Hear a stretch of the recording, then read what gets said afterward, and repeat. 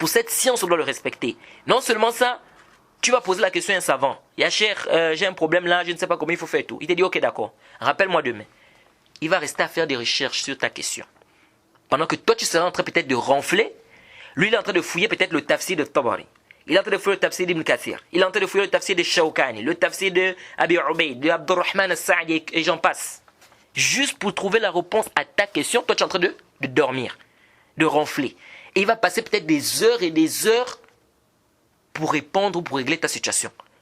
Et toi, tu appelles seulement demain, il te donne la réponse peut-être en 2 minutes ou bien en 1 minute. Mais tu sais combien il a fait pour avoir la réponse là?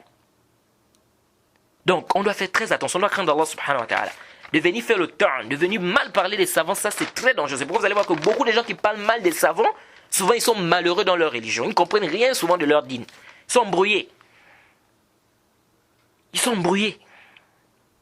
Donc les savants, on doit respecter les savants. Mais aussi, même avec tout cela, ou malgré tout cela aussi, il faut aussi retenir une chose aussi qui est importante et qui fait partie de la croyance. C'est quoi? C'est que c'est pas parce qu'on a dit de respecter le savant, c'est pas parce qu'on a dit que le savant a une place élevée, car là, ils sont messagers d'ailleurs, eux-mêmes ils ont mis, que ça veut maintenant dire que le savant est infaillible, il est immaculé. Car ici, nous avons deux extrêmes. On a un groupe qui font quoi?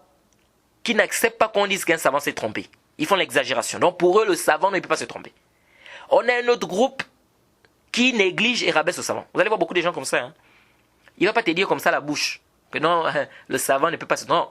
Mais dans sa manière d'agir, c'est comme si il veut dire que le savant ne peut pas se tromper. Parce que même si on lui dit que le savant s'est trompé, même si on prouve que le savant s'est trompé ici, il ne peut pas accepter, il ne peut pas prendre. Et il y a d'autres qui sont arrivés à un autre degré. Si le savant n'en a pas dit, il ne prend pas. Tout chez lui, c'est le savant. Moi, c'est Cheikh Ibn al-Uthaymeen. Cheikh al-Uthaymeen a dit quoi? Si Cheikh al-Uthaymeen n'a pas dit, il ne prend pas. Si Cheikh al-Uthaymeen dit le contraire. Donc, quand il a appris la vie, là, c'est fini. D'autres là-bas, non, Cheikh al-Albani. Donc, si Cheikh al-Albani a dit non. L'autre là-bas, Cheikh, peut-être l'imam Malik ou bien l'imam Shafi'i. Tout ça là, c'est du fanatisme, c'est du. Le ta'assoub. Le musulman ne doit pas se comporter comme ça. Le savant, il a sa place, mais ça ne veut pas dire que tout ce qu'il dit, c'est nécessairement vrai. Le savant peut se tromper, c'est un être humain. Et ça, les gens doivent comprendre ça.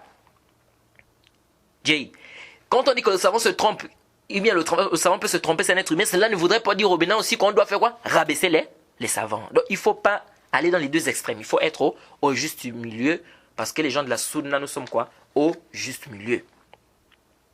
C'est pourquoi la parole du Cheikh Rabi' ibn Hadi al-Madkhali, hafizahullah, imam min a'immati sunnah, al-muhaddith al-faqih, n'en déplaise aux gens des sectes et aux ignorants. Hein? Le Cheikh, c'est un grand savant reconnu. Tu vois des gens, lorsque tu cites seulement le Cheikh Rabi' ibn Hadi al-Madkhali, hafizahullah, tu vois déjà comment son visage change. Il ne veut même plus t'écouter. Tout ça, c'est quoi? C'est le djihad. Parce que les gens sont ignorants du manhaj, les gens sont ignorants dans leur dîne. Le cheikh a beaucoup combattu les gens des bid'a. Et c'est normal que les gens de l'innovation détestent les savants de la sunna. C'est comme ça. C'est comme le cheikh al-Albani. Vous allez trouver que beaucoup de gens, la plupart des gens de l'innovation, détestent le cheikh al-Albani. C'est même difficile de trouver un innovateur qui aime le cheikh al-Albani. Sauf si, peut-être, il est ignorant. Vous voyez? Mais si cet innovateur-là connaît réellement qui est le cheikh al-Albani, le plus souvent il déteste. Et ça, c'est ce qu'on remarque.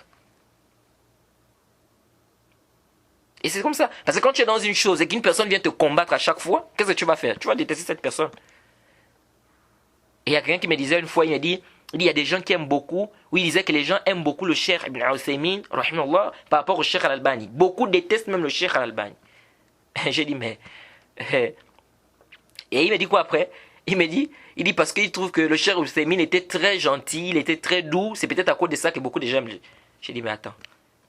Les gens qui détestent le cheikh al-Albani, les gens qui détestent le cheikh al-Albani, c'est parce que tout simplement le cheikh al-Albani les combattait dans leur bid'a. Wallahi, ma ra'aytu ar-rajula yu'azzim al-hadith wa sunnah misl al-cheikh al-Albani. Je n'ai pas vu un savant qui fait le ta'zim de la sunna et des hadiths comme le cheikh al-Albani. Et vous allez trouver, il y a des savants qui le disent clairement. Clairement. Cheikh Al-Albani, lorsque le hadith est sahih, une fois il voit le hadith authentique, il travaille avec le hadith, peu importe celui qui va venir contredire ça. Peu importe celui qui viendra quoi contredire ça. Et c'est comme ça qu'on doit se comporter avec la sunna du prophète. On n'est pas là pour dire non, c'est les ashras. Non, parce que 10 personnes ont dit. Non, parce que tel cheikh a dit. Oui, mais il a ramené quel dalil.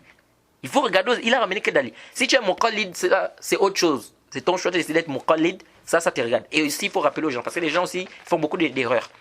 Quelqu'un décide d'être muqallid, après il vient maintenant pour faire les débats. C'est lui qui vient débattre, il vient faire le takfir des autres, il vient traiter les autres de quoi, de beaucoup de paroles. On ne sait pas pourquoi. Quand tu dis tu fais le taqlid, ça veut dire que tu n'as pas le ilm dans ça. Ça veut dire que tu n'as pas le ilm dans ça. Dans la science que tu es en train de faire le taqlid ou dans la chose que tu fais le taqlid. Maintenant, quand tu veux débattre, tu débats quoi? Tu n'as pas fait le munaqasha ici parce que toi tu n'as pas de ilm. Tu fais ton taqlid. Ah, moi je prends l'avis de Cheikh Fawzan. Ah, moi je prends l'avis du Cheikh Ibn Usaymin. Bien, je prends l'avis du Cheikh Al-Albani. Tu as fait ton taqlid. Maintenant tu viens débattre, tu débats quoi? Et quand j'entends les jahala qui disent oh non, Cheikh Al-Albani c'était pas laysa bi faqih, c'était pas un faqih. Je dis mais ça c'est le jahl. Ça c'est l'ignorance. Je discutais avec quelqu'un, il me disait mais pourquoi Cheikh Al-Albani n'était pas faqih? Il y a des gens qui disent qu'il n'était pas faqih. Je dis qui vous a dit? Vous avez-vous ramassé ça où? Et j'ai dit au frère que cite-moi un seul savant de la sunna qui a ce langage là vis-à-vis du Cheikh Al-Albani, que c'était pas un faqih. Comme ça là, à itlaq. Il a été incapable. Je dis vous prenez ça où? Et vous allez voir que beaucoup de gens qui disent cette parole là, que Cheikh Al-Albani c'était pas un faqih, ils ne connaissent même pas la manière d'argumenter du Cheikh Al-Albani. Mais comment tu peux dire qu'il n'est pas faqih? Tu ne connais même pas ses dalils. Comment il s'argumente, tu ne sais pas. Une fois, j'ai discuté avec un frère là sur une mas'ala. Il avait une position contraire à la mienne. Et on a discuté. J'ai dit que mais l'avis que j'ai, c'est l'avis du Cheikh Al-Albani. On a discuté. À la fin du débat, il me dit mais je commence à voir que l'avis du Cheikh Al-Albani là, c'est un avis qui est quand même fort. Je n'avais pas vu ça sur cet angle-là. Et c'est comme ça les gens. C'est comme ça les gens. C'est-à-dire qu'ils prennent seulement des positions comme ça, sans chercher à lire, sans chercher à réfléchir, on ne sait même pas où. Et vous allez même voir que beaucoup, c'est pas seulement l'argumentation, beaucoup même ne connaissent même pas les avis du Cheikh Al-Albani. Ils ne connaissent même pas ses avis dans beaucoup de masaïl. Mais il est le premier à venir dire que c'était pas un faqih. Mais comment tu viens dire qu'il n'était pas faqih? Tu sais ça comment? Lui-même d'abord, il ne sait même pas, peut-être même si tu lui demandes de définir même c'est quoi le fiqh, il ne peut pas te définir c'est quoi le fiqh. Qu'est-ce qu'on appelle un faqih, il ne peut pas te définir c'est quoi un faqih. Tout ça c'est quoi? C'est la haine seulement. C'est des trucs que les gens prennent de par-ci et par-là. Donc, il faut faire très attention les frères. On ne doit pas mal parler de nos savants. Les savants de la sunna, ils ont fait des efforts pour cette religion, pour cette dîne. Et Allah subhanahu wa ta'ala a fait des éloges des savants. Le prophète a fait des éloges des savants. Jusqu'à ce que le prophète dit que toutes les créatures demandent pardon aux savants ou à celui qui enseigne. Même les poissons dans de l'eau demandent pardon à celui qui enseigne. Donc on doit respecter les savants. Jade, ils ont leur place, mais comme on dit, ça ne veut pas dire qu'ils soient infaillibles. Tous nos savants de la sunna, ils peuvent tomber dans des erreurs. Cheikh bin Baz, Cheikh Al-Albani, Cheikh Ibn Usaymin, Cheikh Rabi', Cheikh Fawzan, Cheikh Abdul Muhsin Al-Abbad, et tout le reste, Malik, Shafi, Abu Hanifa, tous les savants que vous connaissez. Même Ahmed, ils peuvent tomber dans les erreurs, ils peuvent se tromper, ils peuvent oublier. Jade, ça, c'est la croyance des gens de la sunna. Les gens doivent comprendre ces choses. Et cela ne voudrait pas dire qu'on doit maintenant faire le temps sur eux. Donc, comme je vous l'ai dit, on doit faire quoi? On doit rester au juste milieu. On doit rester au juste milieu. Alors donc, et puis aussi, il faut faire attention. Si vous voyez quelqu'un qui a ce genre de comportement, sachez qu'il a des problèmes dans sa religion. Si vous voyez une personne qui appelle les gens au ta'assoub, ou bien au fanatisme, et qui ne veut pas écouter, c'est-à-dire ne veut écouter la parole qu'une personne, si c'est la parole d'un seul imam, ça va que lui là, il a des problèmes. Quelqu'un va dire, par exemple, moi, je suis malikite. Donc, tout ce que tu peux ramener là, même si la parole de l'imam Malik est batil, il te dit non. Il continue toujours dans ça. Ça, c'est quoi, c'est ça? Ça, c'est quoi? C'est quoi? C'est le jahl. Jade. Donc, je reviens ici pour dire ceci, que y a une parole du Cheikh Rabi' ibn Hadi al-Madkhali, hafizullah, que j'avais beaucoup apprécié. Il avait donné une parole.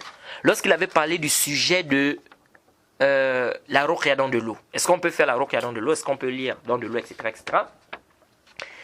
il a rappelé un point ici, c'est pas l'objet de notre cours ici, là, c'est pas la ruqya ici, mais c'est juste le shahid que je veux ici apporter ici. Il a dit, c'est pas venu dans la sunna, il n'y a aucun dalil qui justifie ça, etc., etc.